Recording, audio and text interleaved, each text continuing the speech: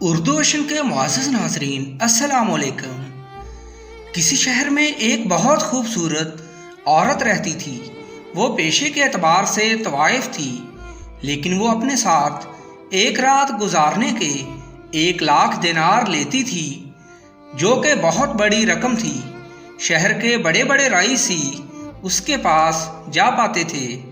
ایک دن وہ طوائف اپنے کمرے میں بیٹھی کھڑکی سے باہر جھانک رہی تھی کہ گلی سے گزرتے ایک درویش کی نظر اس پر پڑ گئی۔ وہ عورت کا حسن دیکھتے ہی اس پر فدا ہو گیا اور سیدھا اس کے مکان میں داخل ہونے لگا، لیکن دروازے پر کھڑے پہرے دار نے اس کو اندر جانے سے روک دیا اور پوچھا کہ کیا اس نے 1,00,000 دینار جمع کروا کر ملنے کا وقت لیا ہے یا ایسے منہ اٹھا کر اندر گھسے جا رہے ہو؟ درویش بولا کہ ہم کو کسی سے اجازت لینے کی کیا ضرورت ہے؟ لوگ ہم سے ملنے کو ترستے ہیں، ہم کو ایک عورت سے ملنے سے کوئی نہیں روک سکتا۔ لیکن پہرے دار اس کی کوئی بات سننے کو تیار نہیں تھا۔ شور کی آواز سن کر وہ طوائف دروازے پر آ گئی اور پہرے دار سے شور کا سبب پوچھا۔ پہرے دار نے ساری بات گوش گزار کر دی۔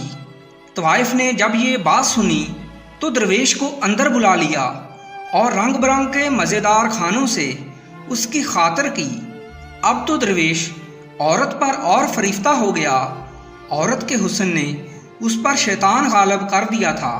ایک انتہائی خوبصورت عورت نے اس کی عمر بھر کی پرہیزگاری اور ریاضت داؤ پر لگا دی تھی۔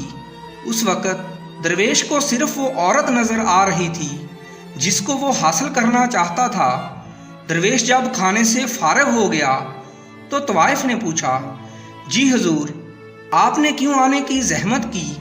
ہم کو آستانے پر بلا لیا ہوتا، ہم سر کے بل چل کر حاضر ہو جاتے۔ درویش نے جب یہ سنا تو اس کا سینہ فخر سے چوڑا ہو گیا کہ جس عورت کے پاس آنے کے لیے لوگ ترستے ہیں وہ تو میرے پاس آنے کو بےتاب ہے۔ وہ آگے بڑھا اور طوائف کی کمر میں ہاتھ ڈال دیا۔ درویش کی اس حرکت سے طوائف حیران ہو گئی اور کہنے لگی کہ حضور، آپ کیا ارادہ لے کر میرے پاس آئے ہیں؟ درویش بولا کہ ایک رات تمہارے ساتھ سونا چاہتا ہوں۔ طوائف کہنے لگی، اس کا مطلب آپ 1,00,000 دینار ساتھ لائے ہوں گے۔ اب درویش بولا کہ تم سارے شہر سے پیسے لیتی ہو، لیکن میں تو درویش آدمی ہوں، تم کو دعا کے علاوہ کچھ نہیں دے سکتا۔ عورت نے پہرے دار کو آواز لگائی اور کہا کہ اس مفلس کو دھکے دے کر باہر نکال دو۔ آج کے بعد یہ اس طرف کا رخ کرے تو پہلے اس کی جیب کی تلاشی لینا، اگر جیب سے 1,00,000 دینار نکلے تو اس کو اندر بھیجنا، ورنہ دروازے سے چلتا کر دینا۔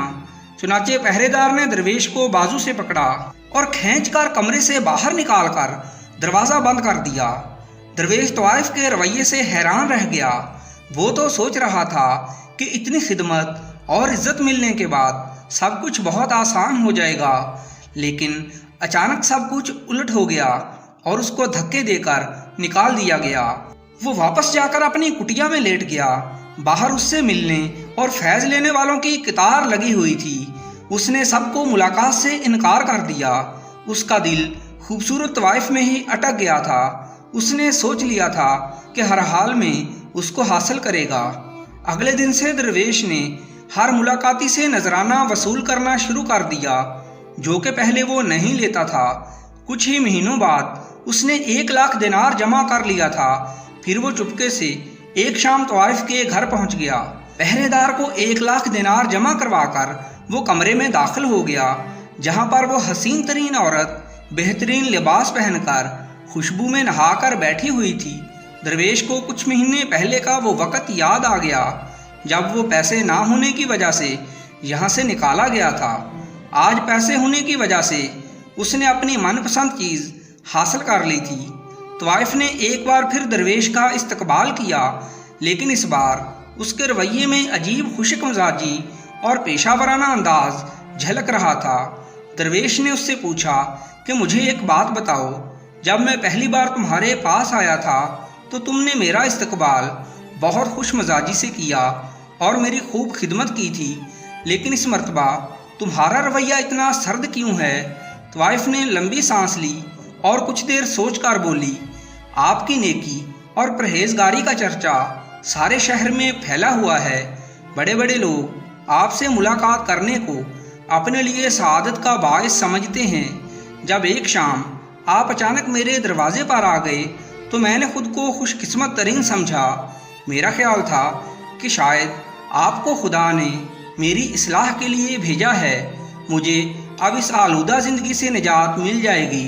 لیکن جیسے ہی مجھے معلوم ہوا کہ آپ تو میرے دروازے پر خود کو آلودہ کرنے آئے ہیں تو مجھے آپ سے ایک دم نفرت ہو گئی تھی، اور میں نے رقم کا مطالبہ کر کے آپ کو یہاں سے چلتا کر دیا تھا، کیونکہ میں جانتی تھی کہ نہ آپ کے پاس اتنی بڑی رقم ہوگی، نہ آپ اس گناہ والی زندگی میں پڑیں گے۔ لیکن آج جب آپ مطلوبہ رقم لے کر میرے پاس آ ہی گئے ہیں تو میرا جسم آپ کے لیے حاضر ہے، جیسے ہر ایک کے لیے ہوتا ہے۔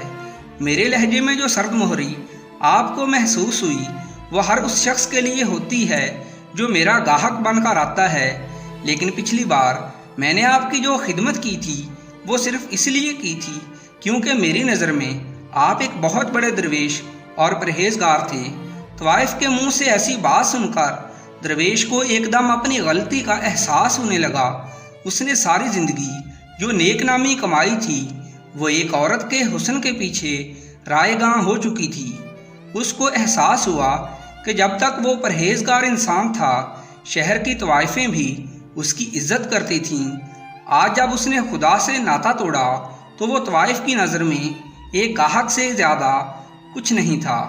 وہ دھاڑے مار مار کر رونے لگا اور اٹھ کر باہر کو دوڑ پڑا۔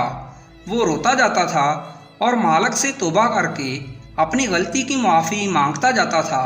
پھر وہ ٹھوکر کھا کر ایسا گرا کہ کبھی بھی اٹھ نہ سکا۔